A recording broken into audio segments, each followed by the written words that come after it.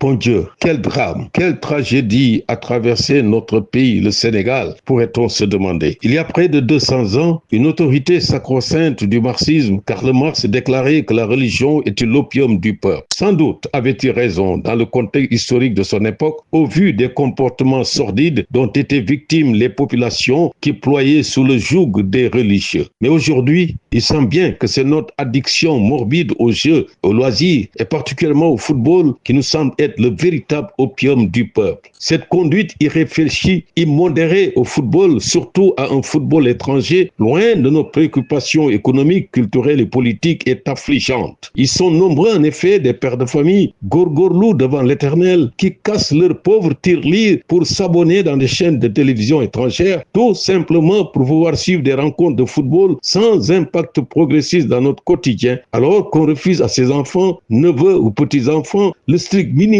lié à leur scolarité, à leur bonne alimentation, à leur service sanitaire ou habillement décent. Aujourd'hui, quand des équipes comme le Paris Saint-Germain, Liverpool, Al-Nassr et singulièrement Barcelone et Real de Madrid jouent, même à des heures de travail où l'on doit se donner à fond pour essayer de résorber notre retard économique, tous les prétextes sont bons pour suspendre les activités, pour tricher, pourrait-on dire, en vue de participer à la fête du football, entre guillemets, et comme si le destin majeur de notre peuple était lié au déroulement de ces rencontres footballistiques. Il n'est donc pas étonnant que notre jeunesse, abreuvée de paris liés au football, est saoulée d'images et de rencontres décrites par les médias comme historiques. On se demande d'ailleurs par rapport à quoi que notre jeunesse se mette à rêver sous le soleil et à 40 degrés à devenir qui un Mbappé, qui un Vinicius Junior, un Lamine Yamal ou un Sadio Mané, sans une réelle volonté de se dépasser, sans travail acharné, rigueur, organisation et discipline. Il n'est nullement interdit d'être un passionné d'une activité sportive ou artistique ou même d'une vedette sportive. Cependant, il serait inconvenant de sacrifier un service surtout administratif pour des rencontres sportives dont les finalités n'ont aucune prise conséquente, progressiste sur notre avenir, sur notre vécu quotidien. Trop, en effet, c'est trop. Il est par conséquent urgent de tirer sur la sonnette d'alarme, de reconsidérer notre attitude face aux joutes sportives, surtout étrangères, qui n'apportent rien de consistant à notre économie et singulièrement à notre jeunesse piégée, désœuvrée et qui se morfond dans les profondeurs de l'indice du développement humain. Aujourd'hui, une bonne partie de notre peuple, singulièrement sa jeunesse, est névrosée. C'est sans doute